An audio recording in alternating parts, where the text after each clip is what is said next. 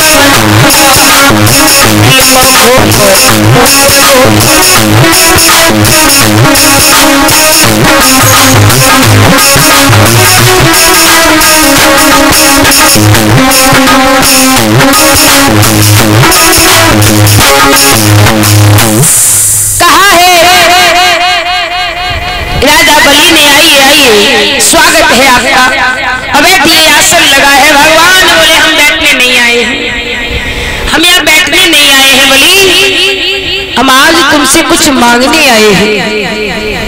राजा बलि बोले हम तो यहाँ देने के लिए खड़े हैं, जो चाहो सो हमसे मांग लो, क्या मांगना चाहते हो। भगवान बोले हैं कि हे बलि अगर आज हम जो तुमसे मांगे वो दोगे, बोले क्यों नहीं देंगे, जब हम यहाँ पर देने के लिए खड़े हैं ना तो मांग लीजिए, मांगे तुरंत। भगवान बोले ऐसे थोड़ी मांगेंगे जैसे तुमने कह दिया तुरंत मांग लो। राजा बलि बोले तो कैसे मांगे, कैसे मांगोगे, बोले पहले तुम संकल्प लो, पहले संकल्प भरो बाकी बाद हम मांगे। गुरु शुक्राचार्य पीछे खड़े बोले संकल्प, भैया जिन्हें जो चाहिए वो तो तुरंत मांगे, अब संकल्प की क्या जरूरत है। राजा बलि बोला गुरुवर ये कह रहे संकल्प लेना है, पहले मुझे संकल्प लेना होगा तब जो मांगेंगे तब इन्हें हम देंगे। गुरुजी बोले बेटा रुक जाओ, नहीं हम जांच कर लेंगे कोई, क्यों हमें जो शंका हो रही है हमें तो जो यही लग रहे हैं। बोले क्या शंका हो रही बेटा, तुम नहीं पहचान पा रहे लेकिन हम पहचान रहे। आज इधर गुरु शुक्राचार्य आगे बढ़े, बोले महाराज की जय हो, क्या लोगे। भगवान बोले हमें कुछ नहीं चाहिए, पहले संकल्प लो तभी हम मांगेंगे। बोले संकल्प की क्या आवश्यकता है, आप पहले मांगो जो आपको चाहिए, जो मांगने वाला तुरंत मांगता है। भगवान बोले हमारा मांगने का तरीका थोड़ा अलग है। बोले कैसे मांगते हो, पहले संकल्प लो। राजा बलि बोला गुरुजी रुक जाओ, कोई बात नहीं हम संकल्प दे लेंगे। अब जैसे गुरुजी बोले नहीं बेटा संकल्प नहीं लेना, क्यों, क्योंकि बेटा अगर आज तुमने संकल्प ले लिया ना, एक बात याद रखना।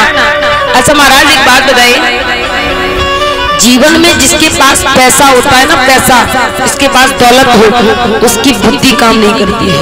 लोग कहते हैं ना मद बुद्धि, मद माने घमंड, मद माने क्या होता है घमंड, मद बुद्धि, वो बुद्धि जो होती घमंड से भरी होती है। गुरु शुक्राचार्य कह रहे बेटा संकल्प नहीं लेना, जो हमें नजर आ रहा वो तुम्हें नजर नहीं आ रहा। मैं देख सकता हूँ ये परमात्मा है, तुझे छलने आया है, तुझे मिटाने आया है, जितनी दौलत तेरे पास है ना क्षण में ले जाएगा।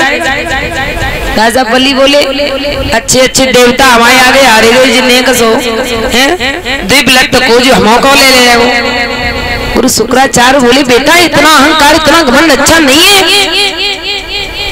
बोले नहीं गुरुवर जी ने संकल्प लेने तो ये क्या लेना चाह रहे हैं। बोले संकल्प भरो। भगवान बोले अगर बलि तुम संकल्प पहले भरो उसी के बाद में मांगूंगा। गुरु शुक्राचार्य समझ गए मद बुद्धि है जो रुपये न मरो घमंडी है, पे माया को है गयो। गुरु शुक्राचार्य बोले अब हमें कुछ करना पड़ेगा। अब कमंडल उठाओ राजा बलि ने, और कमंडल में जल भरा हुआ है। गुरु शुक्राचार्य ने अपनो रूप जो है तो बहुत छोटो बना लियो, बहुत छोटो रूप बनाई के और कमंडल की टोटी पे बैठ गए। ना जल बाहर आएगा और ना संकल्प लिया जाएगा। वे तो बैठे मसक, कमंडल हिला रहा है, बलि हिला रहा है, भैया जल बाहर ही नहीं आ रहा। बलि कह रहा भैया जल तो इसमें है लेकिन बाहर क्यों नहीं आ रहा। भगवान ने कहा हमें लग रहे हो गुरु शुक्राचार्य अपनी लीला दिखा रहा है। भगवान ने कहा कि बलि एक बार फिर से प्रयास करो, जल बाहर आएगा। अब फिर जल हिला रहा लेकिन जल बाहर ही नहीं आ रहा। अब महाराज भगवान ने कमर से अपनी नुकीली वस्तु निकाली है और निकाल करके भगवान ने उसी कमंडल की टोटी में छेदने लगे। और जैसे एक बार छेदी गुरु शुक्राचार्य एक तरफ हो गए, दोबारा छेदी फिर एक तरफ हो गए। भगवान बोले अरे गुरुजी हमारे साथ खेल खेल रहे हो, तुम्हें नहीं मालूम जो दुनिया हमने रच दी है, हम कुछ भी कर सकते हैं। भगवान ने तीसरी बार जब वो नोक छेदी है तो गुरु शुक्राचार्य के कान, और जैसे ये आंख फूटी भटोड़ाई गया सामने, एक हाथ है आंख पे। बोले लाला तेरे कारण हमने एक आंख फुटवा ली, बेटा संकल्प नहीं भरना। अगर आज तुमने संकल्प ले लिया बेटा तो समझ लेना कि तुम मिट जाएगा। राजा